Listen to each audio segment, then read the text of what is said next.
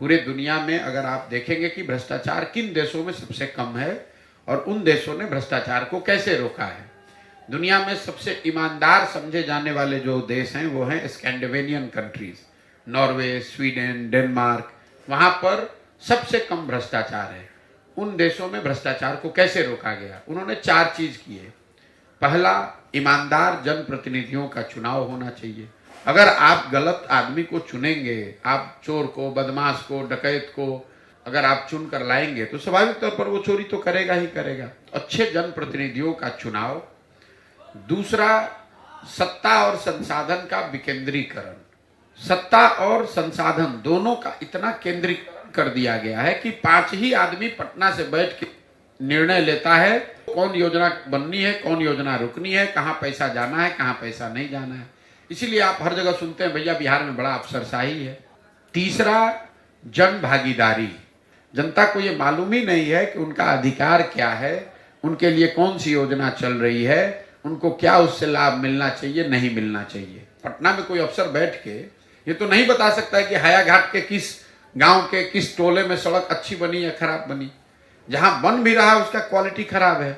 लेकिन अगर आपके घर के सामने सड़क बन रही है और आपको ये मालूम है कि इसका ये मापदंड है, इस आदमी को बनाना है, तो हर आदमी जगह या न जगह कम से कम जागरूक जनता जो है वो खड़ा होकर पूछेगी कि भाई ये क्यों इस तरह से बनाया जा रहा है या नहीं बनाया जा रहा है। और चौथा, बड़े पैमाने पर तकनीक का, टेक्नोलॉजी का प्रयोग। जैसे बिहार में मैं आपको एक उदाहरण से समझाता हूं। यहाँ पर नल जल योजना में हुए भ्रष्टाचार की चर्चा घर घर में है, हर आदमी बात कर रहा है। नल जल योजना को बनाते समय जो ये इतना हजारों करोड़ रुपए खर्च किए गए, अगर योजना को बनाते समय उसमें एक टेक्नोलॉजी का प्रयोग किया गया होता, स्मार्ट मीटर लगा दिया गया होता, तो पटना से बैठकर आप ये देख पाते कि कब मोटर ऑन हुआ, कितना पानी डिस्चार्ज हुआ, कितना पानी लोगों को मिला और कितना पानी बर्बाद हुआ। अगर आपने उस तकनीक का उपयोग किया होता तो आपको गांव-गांव में पूछने की जरूरत नहीं थी कि योजना चल रही है कि नहीं। पटना में बैठा हुआ एक कंट्रोल रूम बता सकता था कि आज कितने नल जल योजना में सुबह में 8 बजे मोटर चालू हुआ, कितने जगह मोटर चालू नहीं हुआ, कितने जगह पानी कितना डिस्चार्ज हुआ।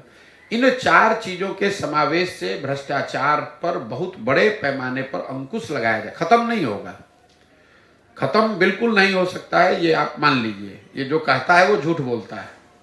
लेकिन इन 4 चीज को अगर किया जाए, जनता ईमानदार जनप्रतिनिधियों का चुनाव करे, जो लोग सत्ता में आए वो सत्ता और संसाधन का विकेंद्रीकरण करें, बड़े पैमाने पर जनता को सरकार के निर्णयों में, योजनाओं के बनाने और क्रियान्वयन में शामिल किया जाए और तकनीक का उपयोग हर स्तर पर किया जाए, तो बिहार में भ्रष्टाचार को कम किया जा सकता है।